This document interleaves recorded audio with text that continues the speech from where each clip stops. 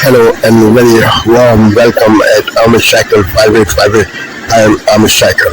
Foreign news have been reported by American, European, Asian, African, Australian news channels and the news agencies. So please let's go to the headlines. David Muir, ABC's World News Tonight, America's most watched newscast. Now streaming same day with all the breaking news of the day on Disney Plus. Most watched, most trusted. Now on Disney Plus every night.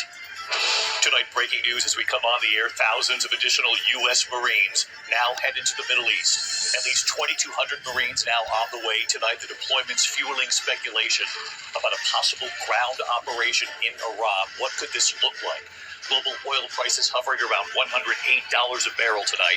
Gas prices in the U.S. now up 98 cents a gallon since the war began. We'll go live to James Longman. Tonight, the lines at American airports are getting far worse. TSA security lines at some airports right through the terminal and stretching outside now. TSA officers going without pay. Some travelers showing up 3 hours early for flights. And what are lawmakers doing to get these workers paid? Tonight, the mystery drones over a major military base in the U.S. Waves of high-tech drones flying over a highly sensitive area. That base housing B-52 bombers and the Air Force's nuclear command. Who's behind the drones? Tonight, the emergency playing out right now in Hawaii. They are now warning of a major dam that could fail. Also, the record heat in much of the U.S. and the warm-up coming in the east. Tonight, the dramatic testimony, the doctor and husband accused of trying to kill his wife while hiking. Prosecutors say he tried to push her off the edge, inject her with a syringe, and what they've now shown the jury. Tonight, the tributes after Chuck Norris, known for his action movies and the TV show Walker, Texas Ranger. News of his death tonight coming one day after we learned of a medical emergency. Tonight,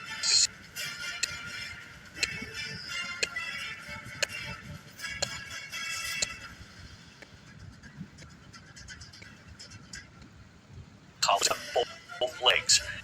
And you know him well, Punch the Monkey. They grow up so fast. That zoo very excited tonight to show us Punch and his new girlfriend.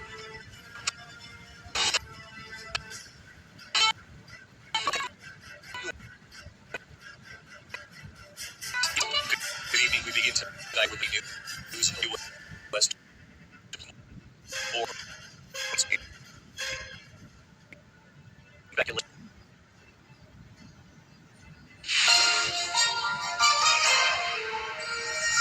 On this Friday night, Donald Trump calls NATO countries cowards. The U.S. president's anger at allies for failing to protect the street.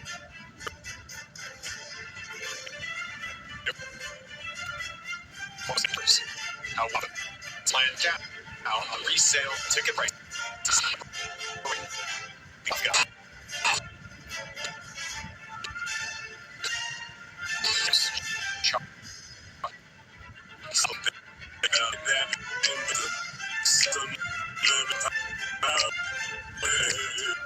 One rapper's legal fight for freedom of speech. Global National. Reporting tonight, Jeff. Thank you for joining us. Iran is about to enter its fourth week, but the end game remains unclear.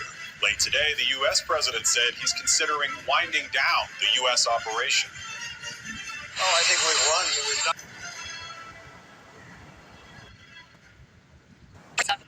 Is State Department Principal Deputy Spokesman Tommy Pigott.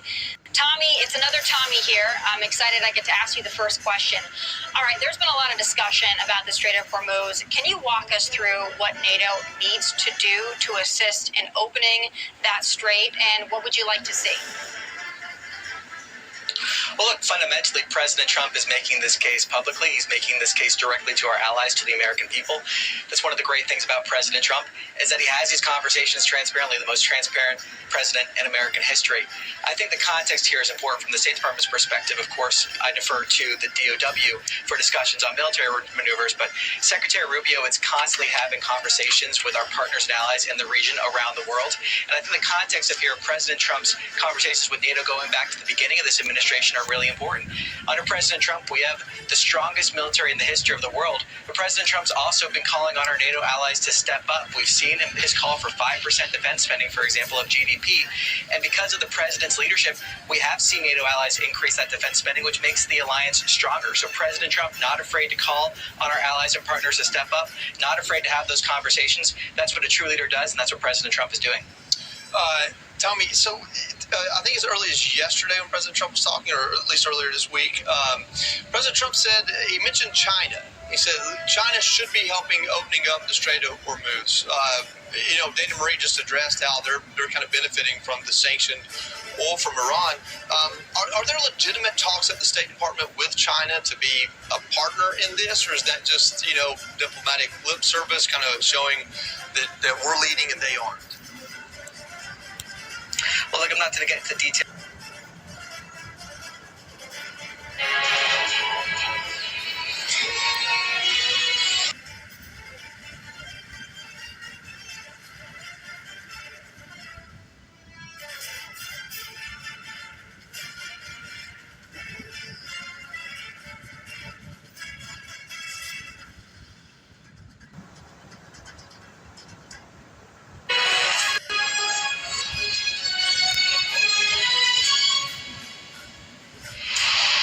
Tonight on The Wrap, the UK keeps its distance. The Foreign Secretary keeps the US and Israeli action at arm's length. That's despite the UK giving America the use of some British bases to strike Iranian sites threatening shipping in the Strait of Hormuz.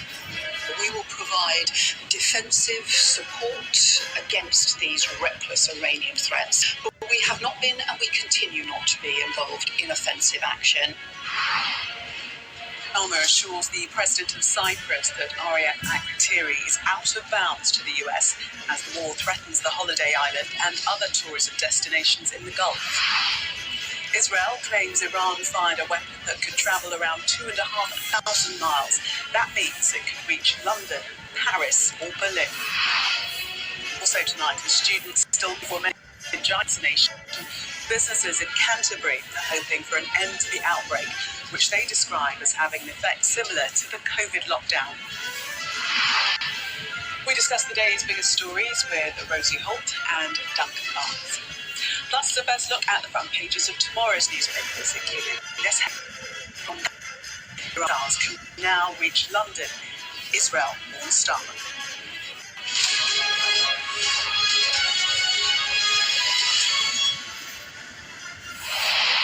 Good evening. Welcome, Rosie and Duncan. The Foreign Secretary, Yvette Cooper, has accused Iran of a reckless attempt to hijack the global economy, but she made clear that the UK is not involved in offensive action against Iran and put distance between herself and the White House, saying she wanted a swift resolution to the war. That's from the Foreign Secretary there, Rosie. Yes, I'm glad she says she's against offensive action, because I think the whole of the country feels like that. I think a lot of us aren't really sure why this war was started in the first place.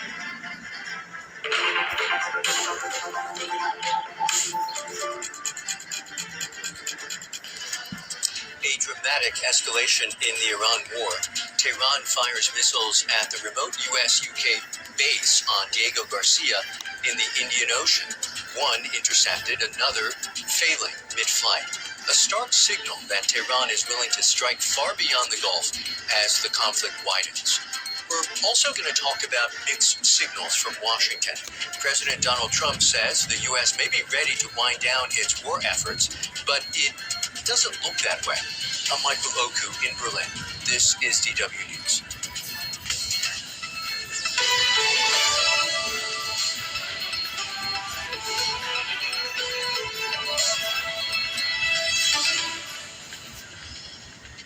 The United Kingdom has condemned an attempted attack by Iran on a joint U.S.-UK military.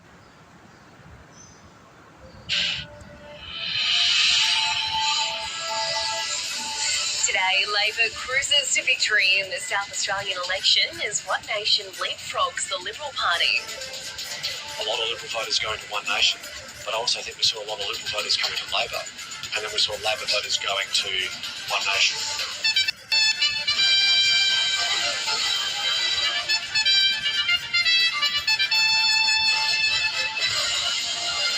Top-end communities brace for more flooding as tropical cyclone Narelle travels over the NT.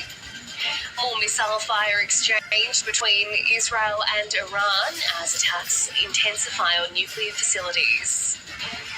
Push inside, turn on, shoot, on sight! And heartbreak for the Matildas. Australia defeated 1-0 to Japan at the Asian Cup final.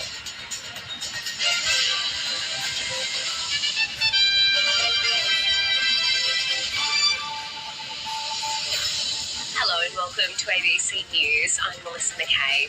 The South Australian election has laid bare a major shift in voting in the state. While Labor secured an historic win, it was also marked by a One Nation advance. Our reporter Stephanie Richards is in Adelaide for us today. Hi there, Stephanie. So just take us through how significant this election result is for the rest of the country. Well, Mel, we're seeing one of the most lopsided election results in Australian political history, certainly one of the most lopsided results in South Australian political history. Just over 50% of the votes have been counted, and Labor has won 32 seats of the 47-seat lower house. That's its biggest victory in Labor's South Australia. Right? Africa News. The news. As Sudan celebrated the first day of Eid on Friday, displaced people at North Darfur's Tawila camp gathered for prayers. Most of those here fled the state capital El Fasher when it was seized by the paramilitary Rapid Support Forces in October. For them, the holiday brings no relief.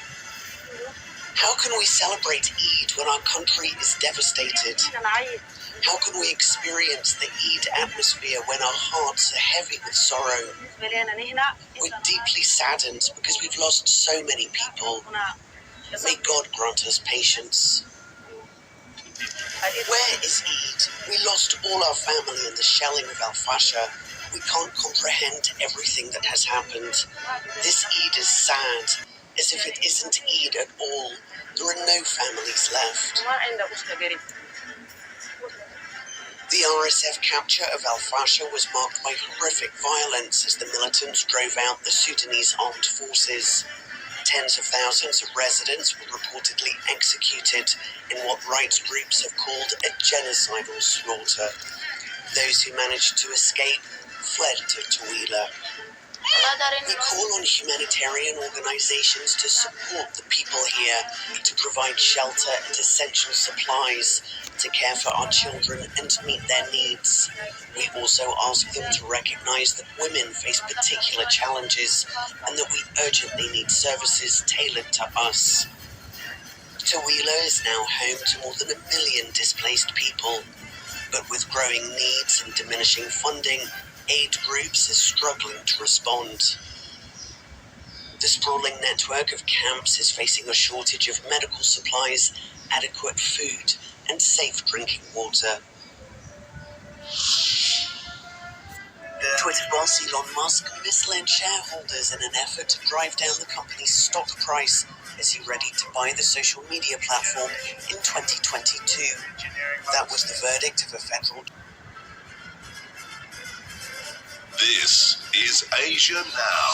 It's 11 a.m. in Singapore and Hong Kong, 8:30 in New Delhi, and 10 o'clock in Jakarta. I'm Grace Shin, and at this hour, U.S. President Donald Trump threatens to obliterate Iran's power plants if the Strait of Hormuz is not reopened within 48 hours, marking a sharp escalation. That is just a day after he spoke about winding down the war. Israeli Prime Minister Benjamin Netanyahu vows to continue strikes on Iran after missile attacks hit southern Israel. Dozens injured in Dimona and Iran near Israel's main nuclear research site in what Tehran says is retaliation for earlier strikes on its nuclear sites. The UK denounces what it calls Iran's reckless attacks after ballistic missiles were fired towards a joint US-UK military base in the Indian Ocean. Israel warns Tehran's missiles can now reach major European capitals.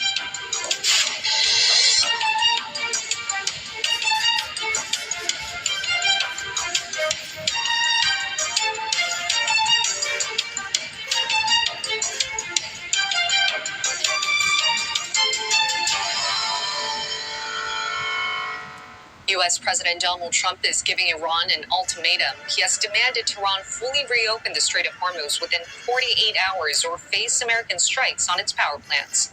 Mr. Trump wrote on his platform Truth Social that U.S. forces will obliterate Iranian power plants, starting with the country's largest. Iran was quick in its response.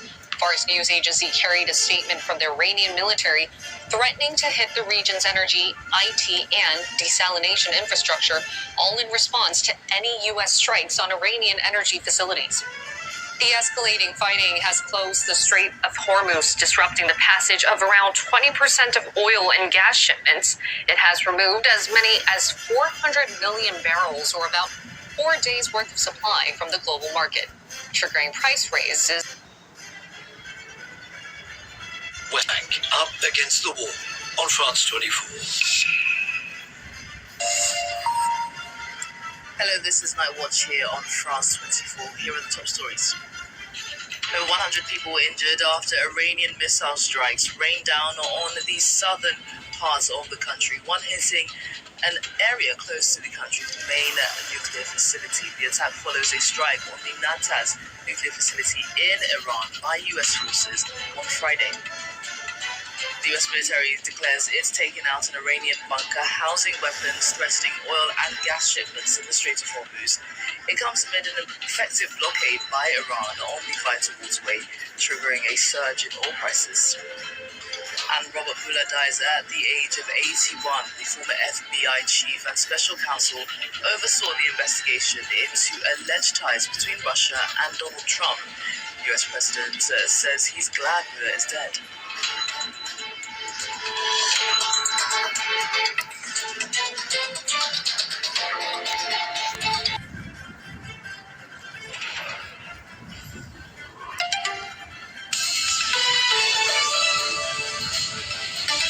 This is DW News, and these are our top stories. Iranian missile strikes on 2 towns in southern Israel have wounded more than 100 people. The strikes on Dimona and Arad are the closest Iranian strikes to Israel's main nuclear facility yet, less than 15 kilometers away. Tehran said it was responding to earlier Israeli and US strikes on its nuclear complex in Natanz. Israel is widely believed to be the only country in the region to possess nuclear weapons, though their existence has never been confirmed or denied. The US military says Iran's ability to threaten the Strait of Hormuz has been degraded after this week's strikes. Admiral Brad Cooper said US warplanes dropped multiple 5,000-pound bombs on underground coastal facilities storing anti-ship missiles and mobile missile launchers. The standoff in the strait has sent crude oil prices soaring.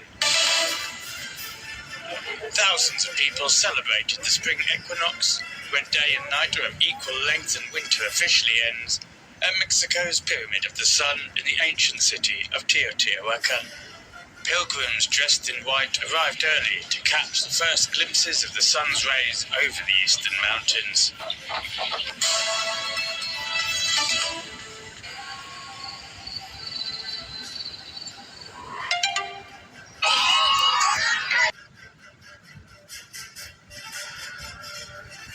Thank you for watching. I'm Shakil 5858.